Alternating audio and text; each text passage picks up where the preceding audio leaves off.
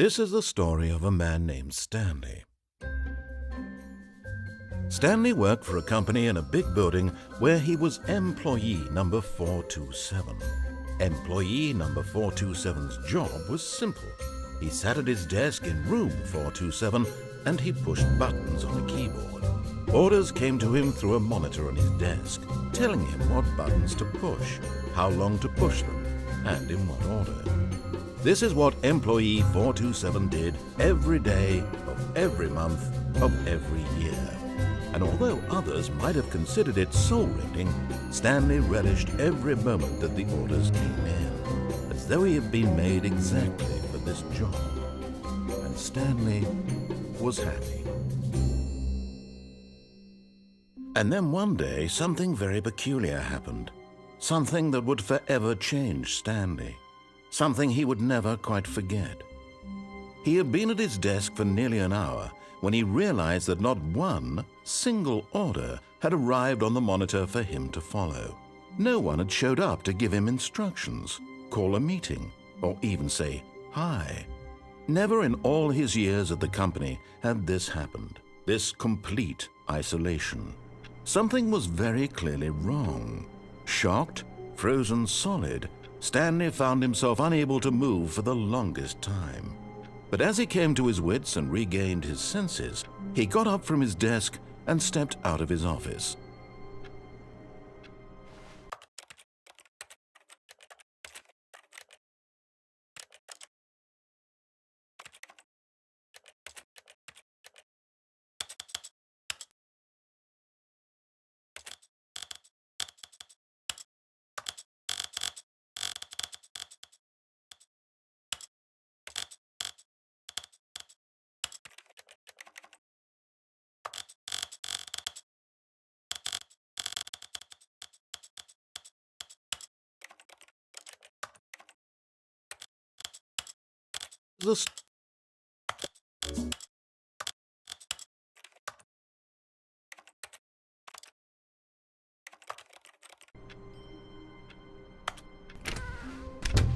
But Stanley simply couldn't handle the pressure.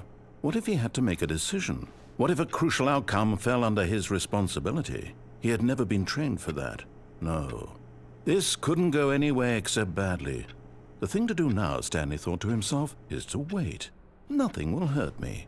Nothing will break me. In here I can be happy forever. I will be happy. Stanley waited. Hours passed, then days. Had years gone by? He no longer had the ability to tell. But the one thing he knew for sure, beyond any doubt, was that if he waited long enough, the answers would come. Eventually, someday, they would arrive. Soon, very soon now, this will end. He will be spoken to. He will be told what to do. Now it's just a little bit closer. Now it's even closer. Here it comes.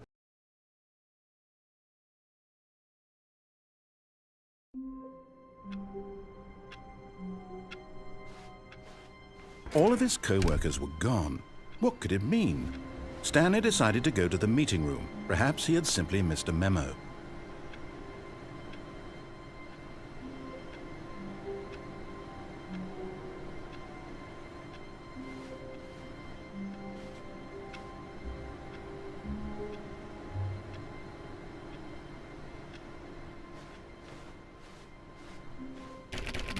Oh, please.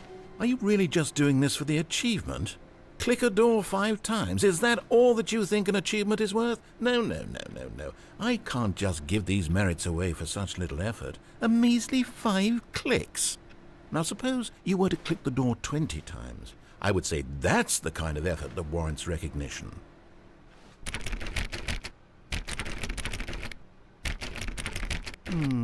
I have to say, I'm still not feeling the satisfaction of witnessing true effort for a noble cause. Perhaps 50 clicks will do it. Yes, almost certainly 50 clicks.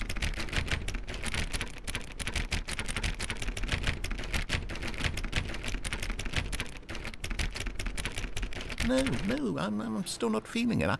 I want this achievement to have meant something. It has to be a true reward for valiant effort. I want to see some hustle, Stanley. I want to see commitment, a willingness to go all the way, no matter what the cost. Why don't you go put 20 clicks into door number 417?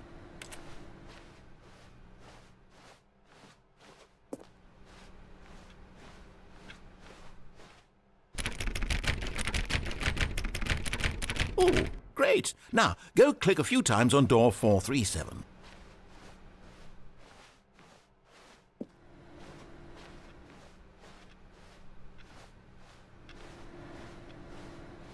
Excellent. I think we're getting somewhere. Now, door 415. Let's give it 10 clicks or so.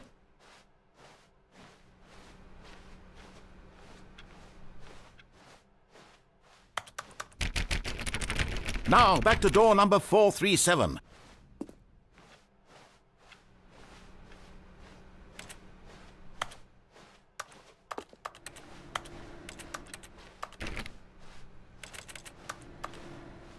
Let's see. How about you click on, well, I don't know, the copy machine. All right, back to room 417. I'm really feeling it now. I think we're getting somewhere.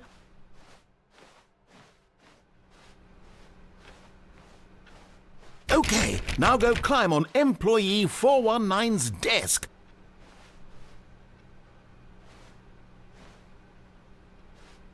Yes! This is great! You're putting it all on the line, Stanley. I like that. All right, let's keep it up. Go give me a few clicks on door 416. We've almost got it! Now the copy machine, do that one again!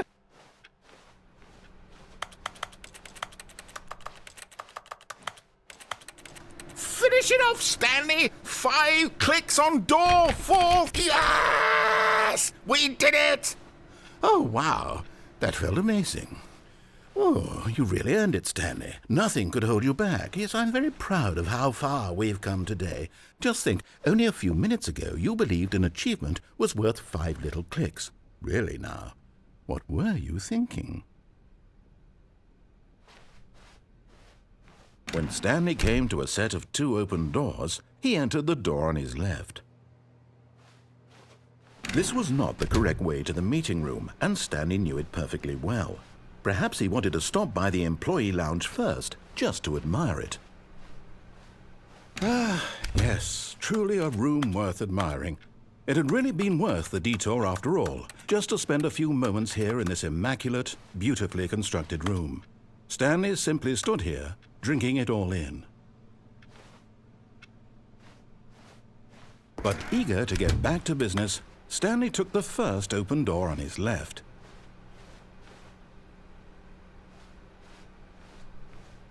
Stanley was so bad at following directions, it's incredible he wasn't fired years ago. Look, Stanley, I think perhaps we've gotten off on the wrong foot here. I'm not your enemy, really, I'm not. I realize that investing your trust in someone else can be difficult, but the fact is that the story has been about nothing but you. What? Really? I was in the middle of something. Do you have zero consideration for others? Are you that convinced that I want something bad to happen to you? Why, I don't know how to convince you of this, but I really do want to help you, to show you something beautiful. Look, let me prove it. Let me prove that I'm on your side. Give me a chance. Now listen carefully, this is important. Stanley walked through the red door. Aha, perhaps you misunderstood. Stanley walked through the red door. I still don't think we're communicating properly. Stanley walked through the red door. All right, fine, go ahead, Stanley. You want to know so badly what's out there? You want to find out what lies at the end of this road you've chosen? Well, don't let me stop you. You see? There's nothing here. I haven't even finished building this section of the map, because you were never supposed to be here in the first place. Broken rooms, exposed developer textures. Is this what you had wanted? Was it worth ruining the entire story I had written out specifically for you? Do you not think I put a lot of time into that? Because I did. And in the end, it was all for nothing, because this is what you wanted to see. Help me here, Stanley. Help elucidate these strange and unknowable desires of yours. What would have made this game better? What did you want to see? Vehicles? Skill trees? Work with me. You've given me absolutely nothing so far. Tell you what, let me take a stab in the dark at a new design and you can give me some feedback. There we go. A third option. This already feels leaps ahead of where we were before. Go ahead, Stanley. Take it for a spin. Okay, I'm going to stop you there. Now, tell me about your experience with this new version. Would you say that the game benefited from allowing you more choices? Feel free to be honest. I'm looking for some real critical feedback here. Okay, so we're getting somewhere. Clearly there's something here that speaks to you. If I can be honest here, I really don't have any idea where I'm going with this. This whole third door thing was just a stab in the dark.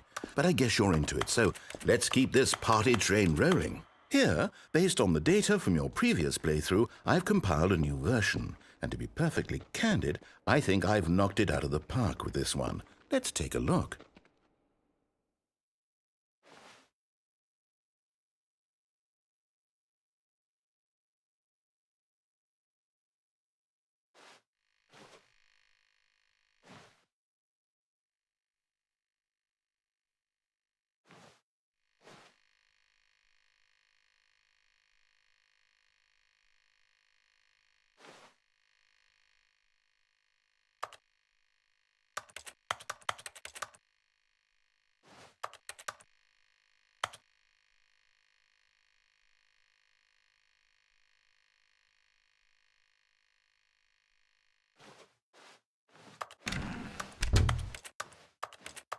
Now, would you say that competitive leaderboard helped you feel motivated to keep walking through doors? Again, honest answers, please. Hey, I nearly forgot. I've got a prototype of a new game I've been working on, and now would be a lovely opportunity to give it some playtesting. You wouldn't mind taking a look at it, would you? Perfect. Let me boot it up. In this game, the baby crawls left towards danger. You click the button to move him back to the right. And if he reaches the fire, you fail. It's a very meaningful game, all about the desperation and tedium of endlessly confronting the demands of family life. I think the art world will really take notice. But of course, the message of the game only becomes clear once you've been playing it for about 4 hours. So why don't you give it 4 hours of play to make sure it's effective? Be sure to keep notes on your experience.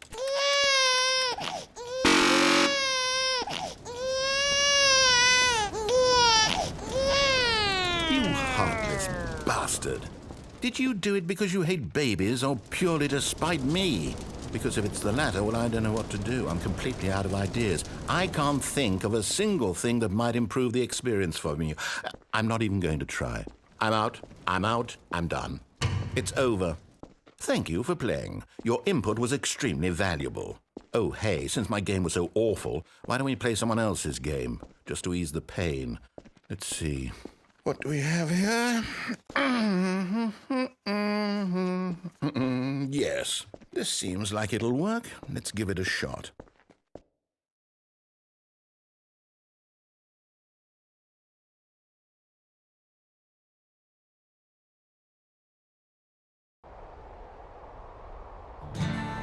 Aha! Fascinating. What do you think this game is about, Stanley? What's our backstory? What is our motivation? Well, it seems obvious to me that you are meant to play as a creepy man spying on innocent civilians below you from up high in your creep tower, perhaps for some sort of twisted erotic purpose. Yes, that must be it. What a fascinating venture into the experience of total mental depravity. So far, I love everything about this game, Stanley. And it seems there's even more. Come, let's venture outward and see what else is out there.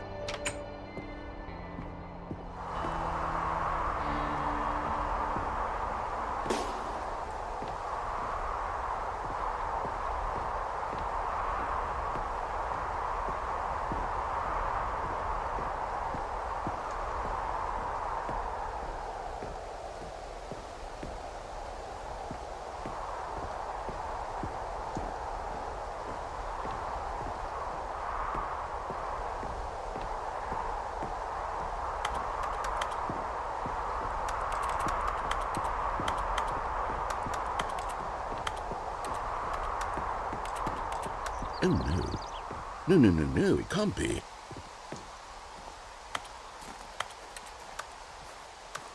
It is.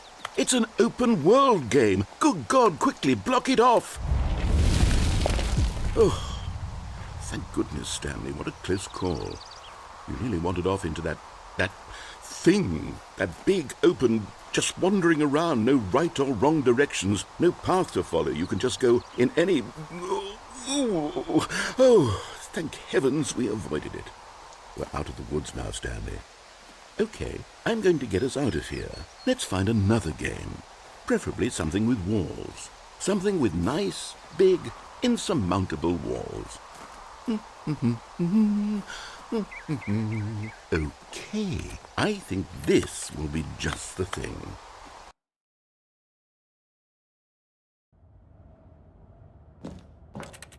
Wonderful. See, this is exactly what I had in mind. Just a nice big box for you to run around in. There isn't any possibility that you could get lost here. Now this is game design. Stanley, if you manage to get lost in this game, I will be phenomenally impressed. Okay, so what exactly do we do here? Let's see. There are lots of cars here in the back, but obviously there's no racetrack. Okay, I'm seeing that there's a ball of some kind back here. Is this game sports ball? Stanley, I think it's sports ball. Oh, what fun. We shall run the bases and do a touchdown together. Yes, I think surely we must. Okay, Stanley, here's the ball. Have fun.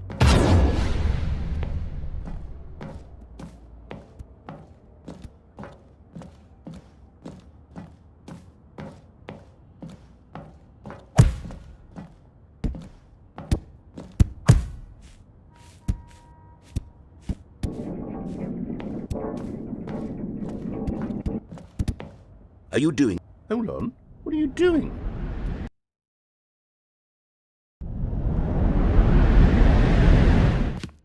Stanley, don't do that. I can't follow you there. I can't help you.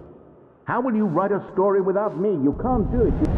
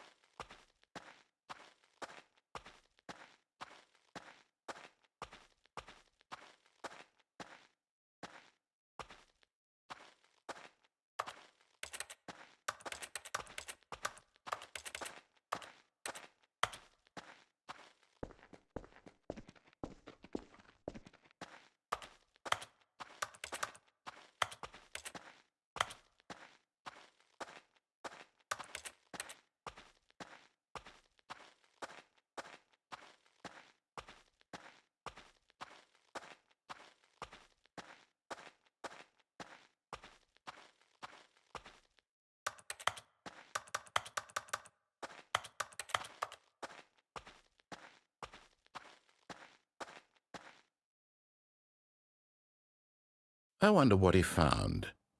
If what he wanted was to be the leading man in his own story, well, perhaps he's gotten it, down in wherever he is right now.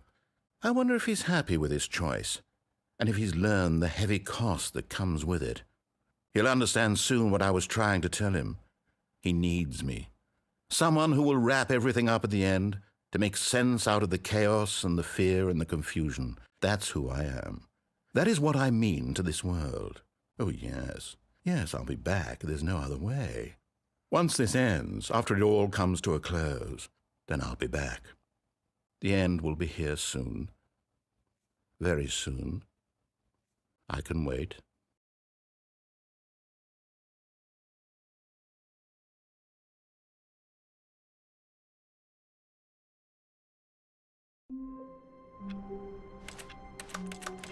All of his co-workers were gone. What could it mean? Stanley decided to go to the meeting room. Perhaps he had simply missed a memo.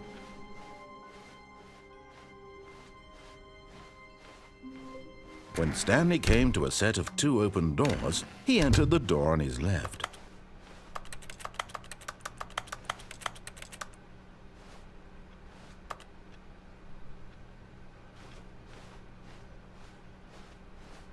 Yet there was not a single person here either.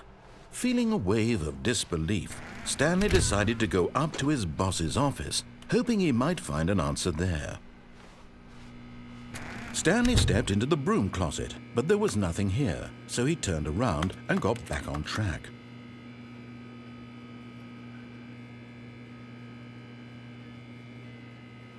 There was nothing here.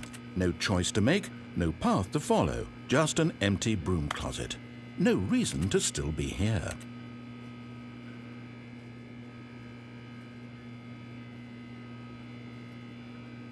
It was baffling that Stanley was still just sitting in the broom closet. He wasn't even doing anything.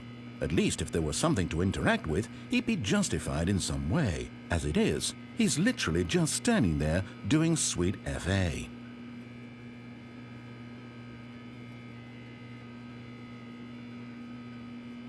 Are you really still in the broom closet?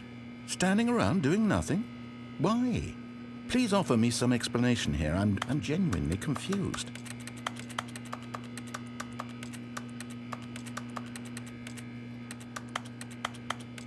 You do realize there's no choice or anything in here, right?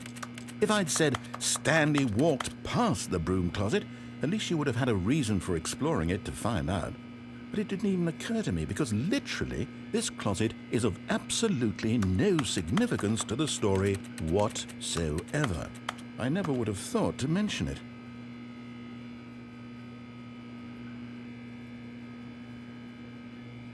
Maybe to you this is somehow its own branching path. Maybe when you go talk about this with your friend, you'll say, "Oh, did you get the broom closet ending? The broom closet ending was my favorite." I hope your friends find this concerning.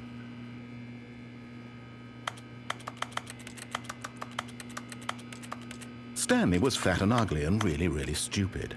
He probably only got the job because of a family connection. That's how stupid he is. That or with drug money. Also, Stanley is addicted to drugs and hookers.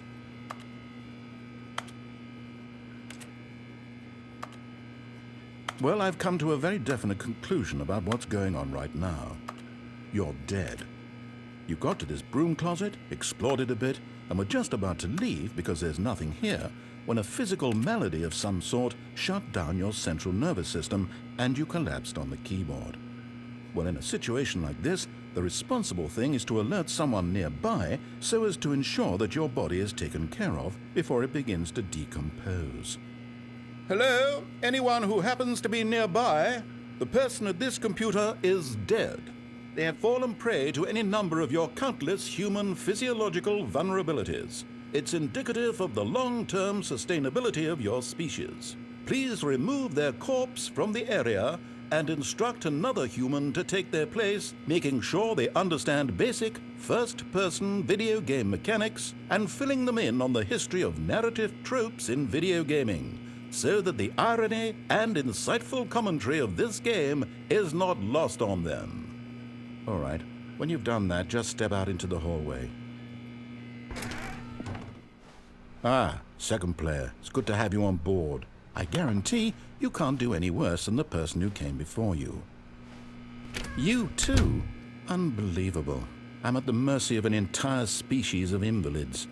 Perhaps there's a monkey nearby you can hand the controls to. A fish? Fungus? Look, you can hammer out the details. I'm not particularly picky. I'll just be waiting for when you're ready to pick up the story again. Coming to a staircase, Stanley walked upstairs to his boss's office.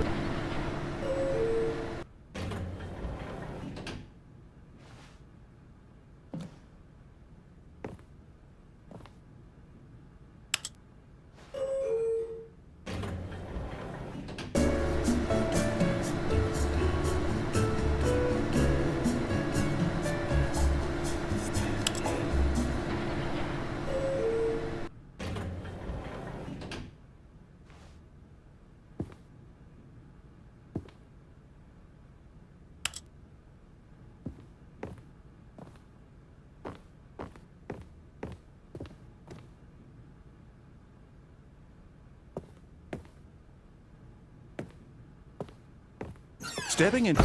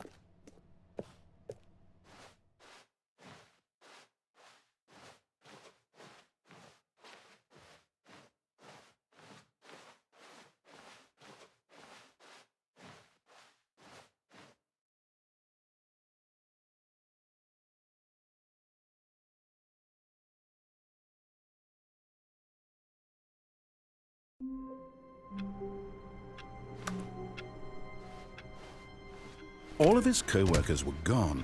What could it mean? Stanley decided to go to the meeting room. Perhaps he had simply missed a memo. No matter how hard Stanley looked, he couldn't find a trace of his co-workers.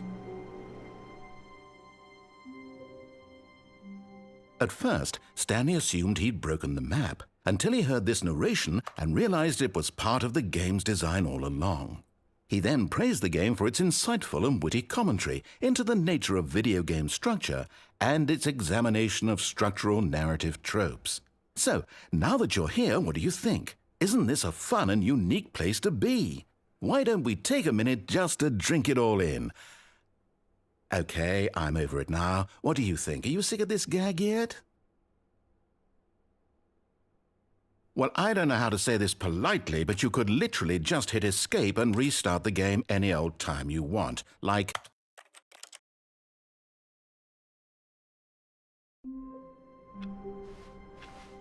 The meeting room. Yes, that's where everyone would be. Stanley just needed to get to the meeting room, and from then on, he would never be alone ever again. Oh, please. Are you really just doing this for the achievement? Click a door 5 times. Is that all that you think an achievement is worth? No. I can't just give these merits away for such little effort. A measly 5 clicks. Now suppose when Stanley came to a set of 2 open doors, he entered the door on his left.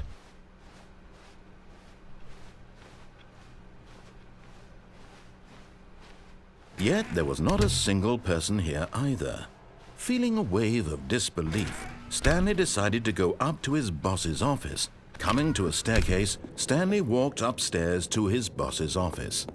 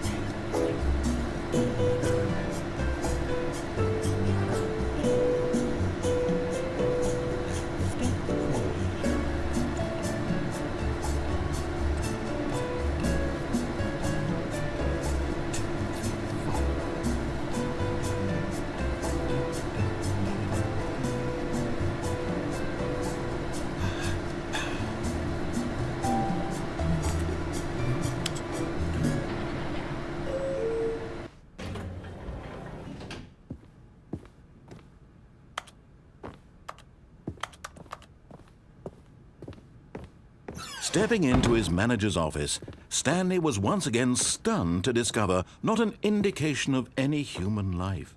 What could it mean? Stanley wondered aloud to nobody. He began wildly tearing through papers on the boss's desk, pulling books off the shelf, looking behind paintings, desperate for clues to his situation. But his attention was caught by a keypad behind the boss's desk. What could its purpose be? In fact, this keypad guarded the terrible secret that lay buried below his feet. And so the boss had assigned it an extra secret PIN number, 2845. But of course, Stanley couldn't possibly have known this.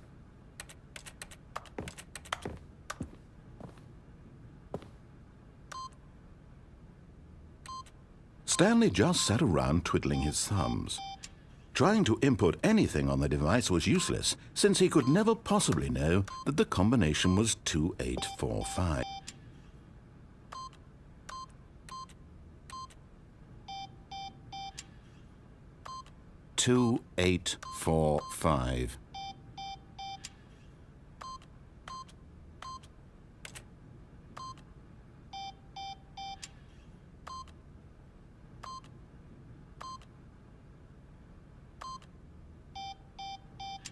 Forgot, but it turns out that the panel's emergency override kicked in, and the door just opened all by itself, and Stanley got the hell along with the story.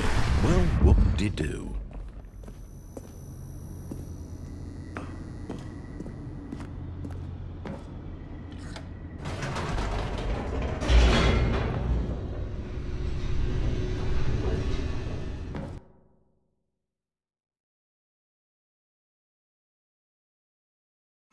Descending deeper into the building, Stanley realized he felt a bit peculiar. It was a stirring of emotion in his chest, as though he felt more free to think for himself, to question the nature of his job. Why did he feel this now, when for years it had never occurred to him? This question would not go unanswered for long.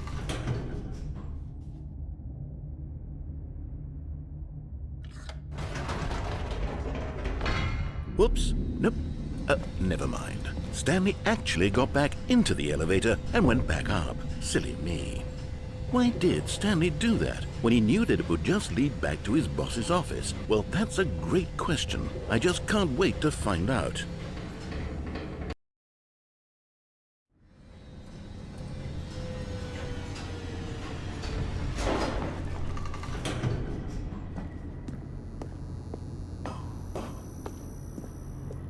Here we are, Stanley. It's your boss's office. Exactly the way it was before you got onto the elevator. It's still just exactly what it is. What a decision you've made to come up here and look at the office again. This has fleshed out the plot of the story in new and fascinating ways I could have never anticipated. It's that keen eye for storytelling that you have, an incisive rapid fire of critical plot points, one after the other, weaving a rich tapestry of uncompromising narrative. Wow! I'm bolted to the edge of my seat.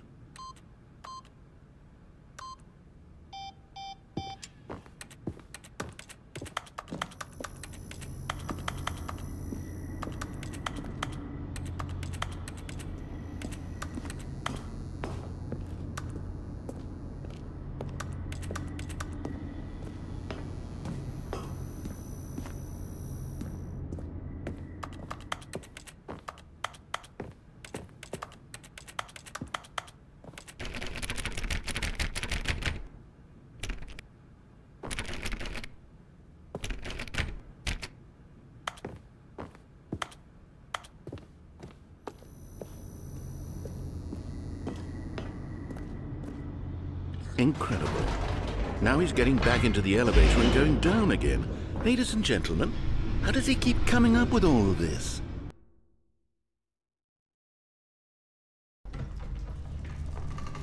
Surely this time Stanley will walk forward into the spooky corridor, won't he? Stanley walked straight ahead through the large door that read Mind Control Facility. Although this passageway had the word escape written on it, the truth was that at the end of this hall, Stanley would meet his violent death.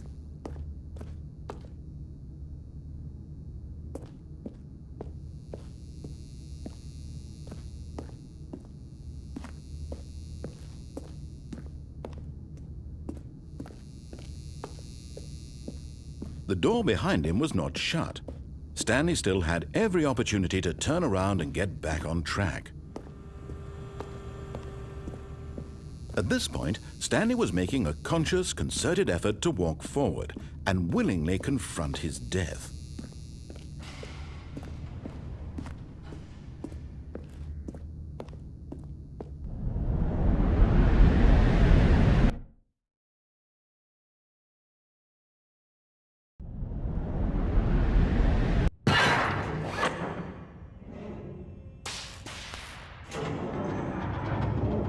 As the machine whirred into motion and Stanley was inched closer and closer to his demise, he reflected that his life had been of no consequence whatsoever.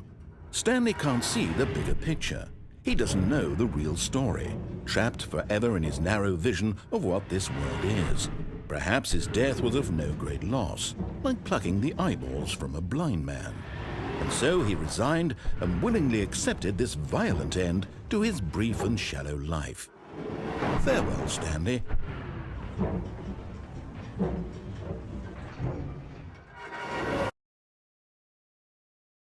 Farewell, Stanley, cried the narrator, as Stanley was led helplessly into the enormous metal jaws. In a single visceral instant, Stanley was obliterated as the machine crushed every bone in his body, killing him instantly.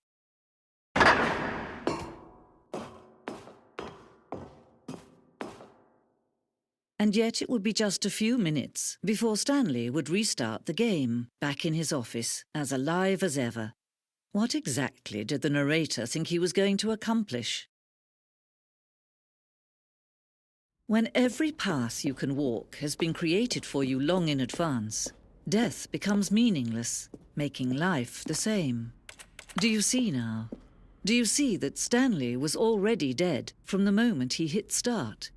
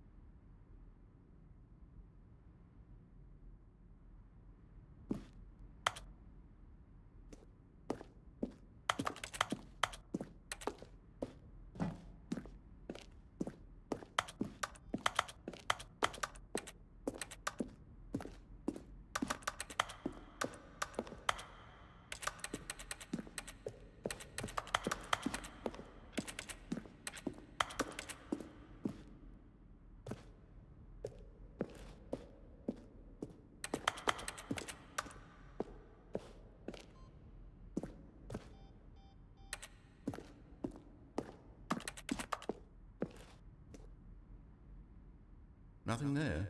Shoot. Well, try the other one then. Stanley pushed the big red button. Now look.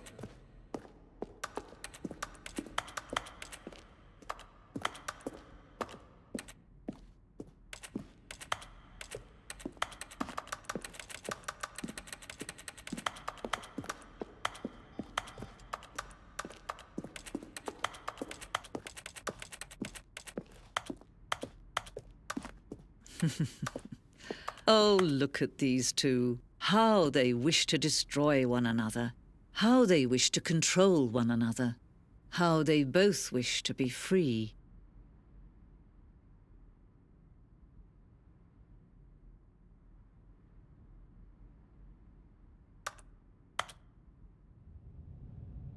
Can you see? Can you see how much they need one another? No, perhaps not. Sometimes these things cannot be seen. But listen to me. You can still save these two. You can stop the program before they both fail. Push escape and press quit.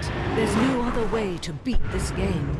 As long as you move forward, you'll be walking someone else's path. Stop now and it'll be your only true choice. Whatever you do, choose it. Don't let time choose for you. Don't let...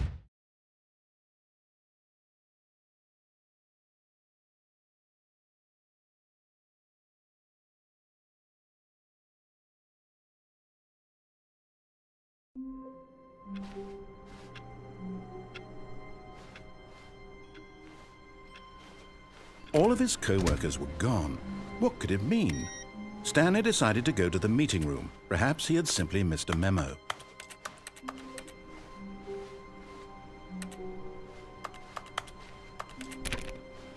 Stanley went around touching every little thing in the office, but it didn't make a single difference, nor did it advance the story in any way.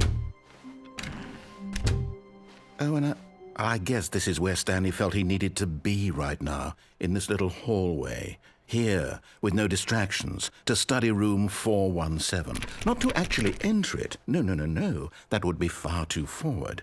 Stanley wanted to know it from the outside. To see it not just with his eyes, but with his heart. He would know room 417 as no man or woman had ever known an office before. That ladder over there. Oh, and that little picture of a horizon or something. It's all just a never-ending parade of joy for Stanley.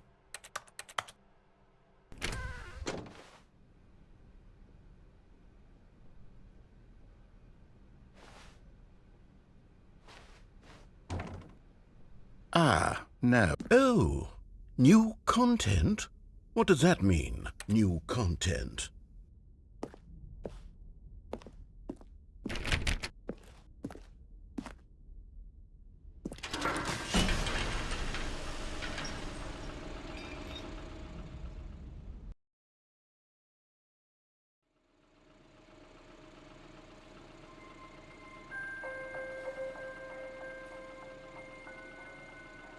Hello, and thank you for playing the Stanley Parable Ultra Deluxe. As you may know, the Stanley Parable was a video game released in 2013 on home computers. After receiving critical and commercial success, it was expanded upon in 2022 with the Stanley Parable Ultra Deluxe, a reimagining of the game for consoles and home computers. The Stanley Parable Ultra Deluxe features exciting new content that broadens and expands the world of the Stanley Parable, delighting audiences the world over. Please, step inside and see what thrilling new adventures await in the Stanley Parable Ultra Deluxe. Oh, well, this sounds delightful. I'm very excited to see the thrilling new Ultra Deluxe content.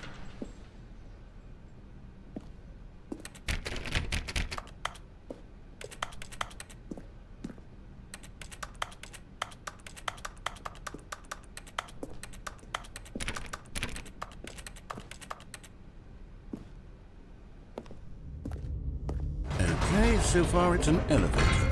Nothing special yet, but I'm sure it's just the beginning of a mesmerizing adventure.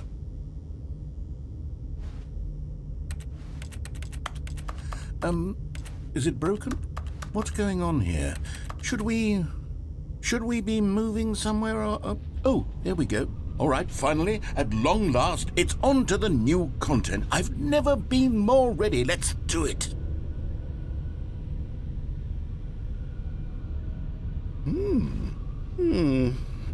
I have to say, initial impressions of Stanley Parable Ultra Deluxe, mostly tedious. It's as if Oh, okay. Let's see the content. Give me the content, Stanley. All right, let's see. It's the jump circle.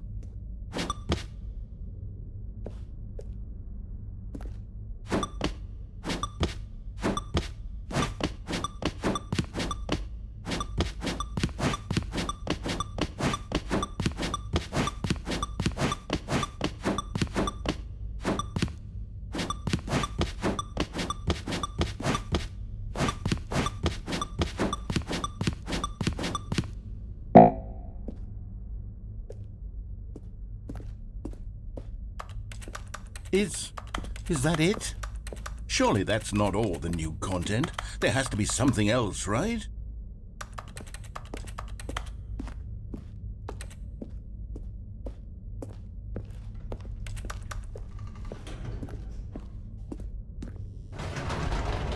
Goodness, another elevator. Stanley, I have to say, initial impressions of this game are not positive. It's just elevators and jumping. Is this what passes for exciting new content? If this is new content, then I could just read you the whole dictionary. There's 20 hours of new content right there. Hell, I could count to 30 trillion. You could put that on the box. The Stanley Parable Ultra Deluxe, now with over 1,000 hours of new content. And oh, wait. There's more. Very good. Yes. I knew there had to be something else. Let's see it. I'm ready for whatever it is.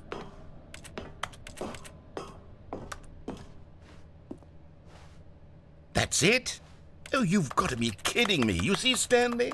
This is what happens when greedy video game developers with no respect for their fan base rush a cheap expansion to market for no reason other than to make an easy dollar. And don't get me started on the level of craftsmanship that's gone into it. In fact, I'm looking right now at the game's achievements, and it's hard to believe one of them actually says, "Test achievement, please ignore." What quality assurance department signed off on this? I'm infuriated and I'm offended, and I intend to find these people on Twitter and hold them personally accountable. It's my fault, Stanley. I built up too much anticipation around the new content, I'm afraid. It could never have lived up to such expectations. If you're still with me, why don't we just reset the game and we'll try to get back to what the Stanley Parable is really about. No frills, no gimmicks. Just you and me having a great time together like always. What do you say, friend?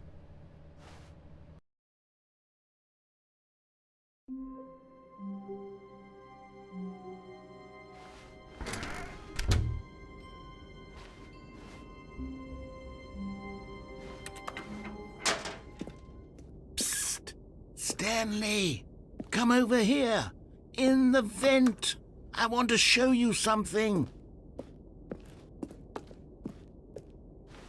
Oh, you don't want to see the cool surprise I made for you? Well, fine. You're a dork anyway, so who cares? Oh, never mind. You're not a dork.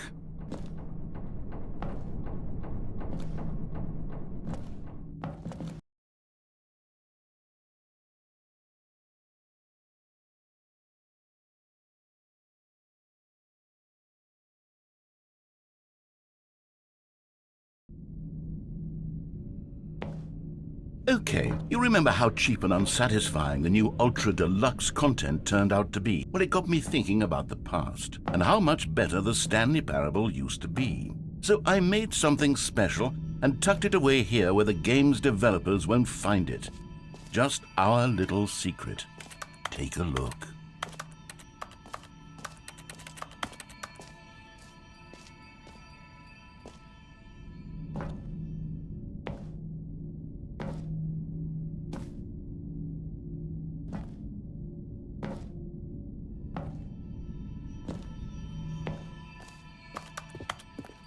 I call it the memory zone. It's where I've been storing all my favorite memories so I can relive the peak experiences of my life whenever I want. Experiences like the launch of the Stanley Parable on PC. You see, Stanley, doesn't the memory zone remind you of how wonderful Stanley Parable was before it was sullied with a cheap re-release?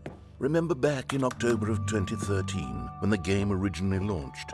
Back then, video games had integrity. Back then, it all meant something. Oh, the waste.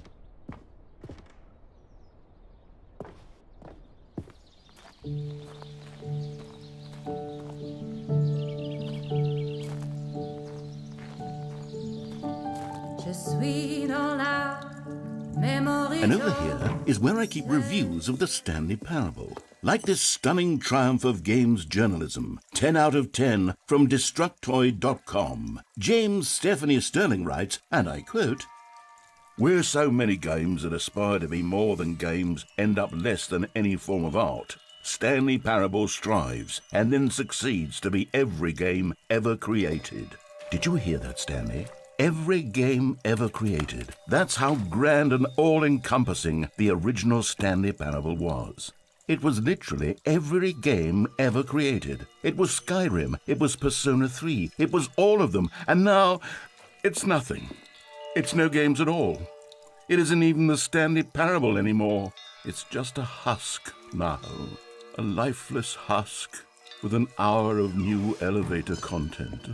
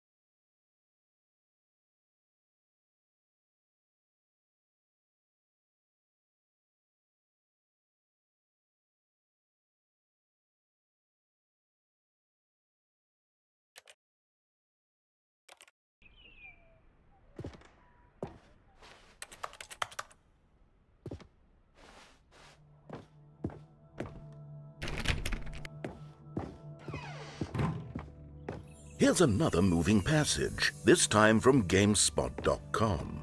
The Stanley Parable is both a richly stimulating commentary on the nature of choice in games and one that offers some of the most enjoyable, surprising, and rewarding choices I've ever been confronted with in a game. 9 out of 10. Don't you get it, Stanley? The game was perfect.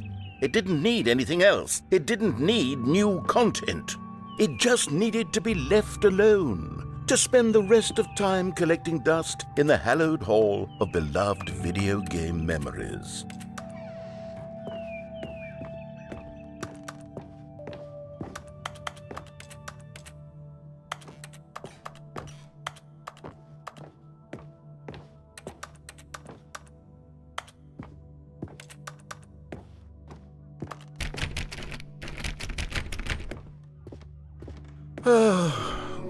These were simpler times, Stanley. What I wouldn't give to go back, to have it all over again.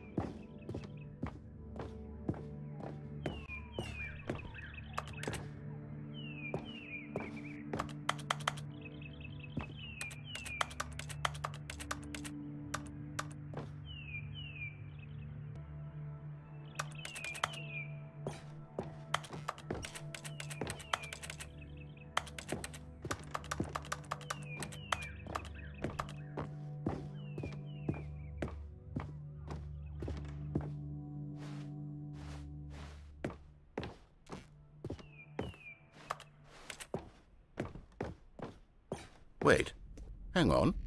I don't recall this part of the memory zone before. What's this? What's down here? Oh no. Oh God, no. Stanley, it's a collection of reviews from Steam, the online video game distributor. I haven't looked at these in years. I can't even imagine what's been collecting down here. Surely these reviews were glowing as well, weren't they? Honestly, I could not be bothered to play this game to full completion. The narrator is obnoxious and unfunny, with his humor and dialogue proving to be more irritating than entertaining. Unfunny! I'm not trying to be funny. I'm trying to make a serious work of art. I suppose I could write up a handful of gags to insert into the Stanley Parable, but the game is already such a densely layered web of profound philosophical insights that I can't even imagine where I'd have the room to stick them.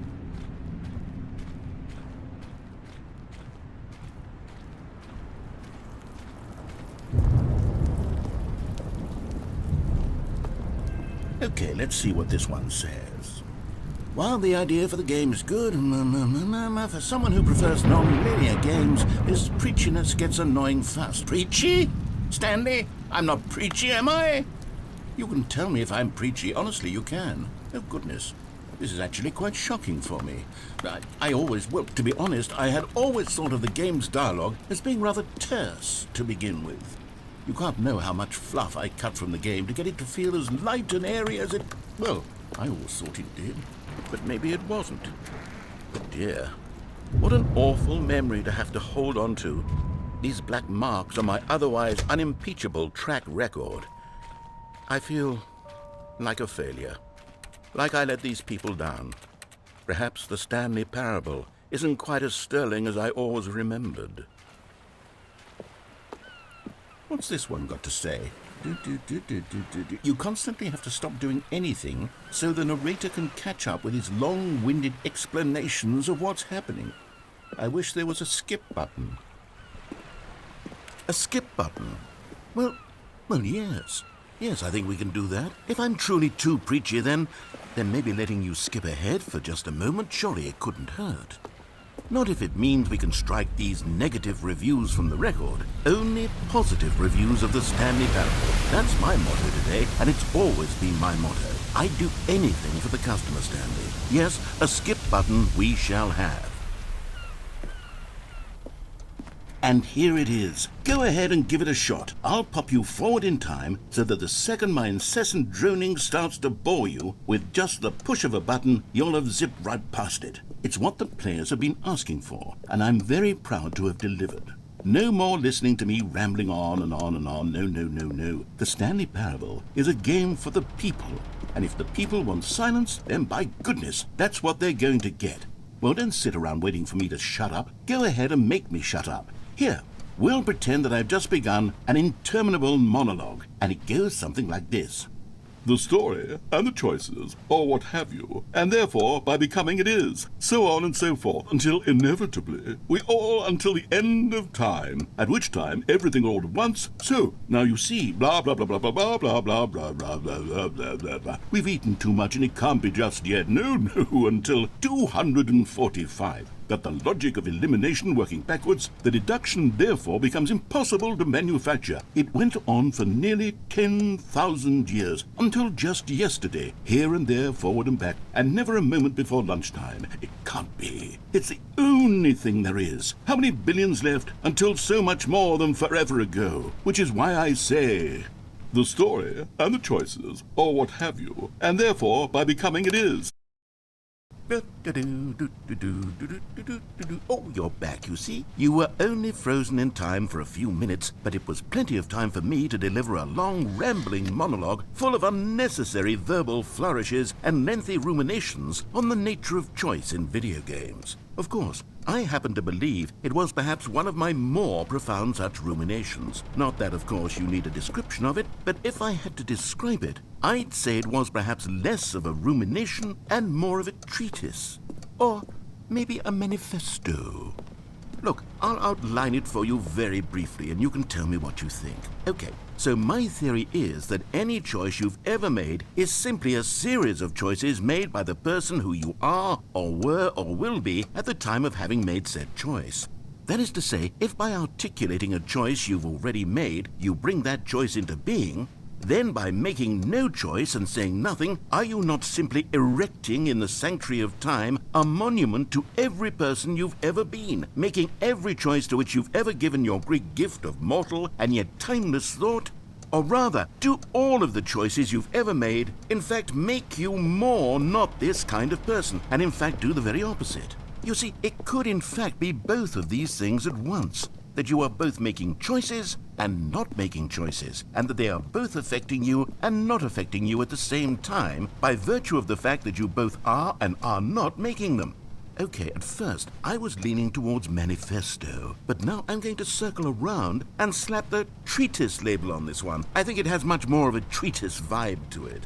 But wouldn't you say that manifesto just has a much grander sort of tone? It has a mouthfeel that is rich with ambition and history. Ambitious history, if you will. See, now you've gotten me going back to manifesto. Heavens, at this rate, we're going to be here all day. Okay, look, I have a method for exactly this sort of situation, and I do find myself in this situation frequently. I'm going to say each word back and forth in repeated succession until I become sick of one or the other, in which case the word I am not sick of shall be the victor.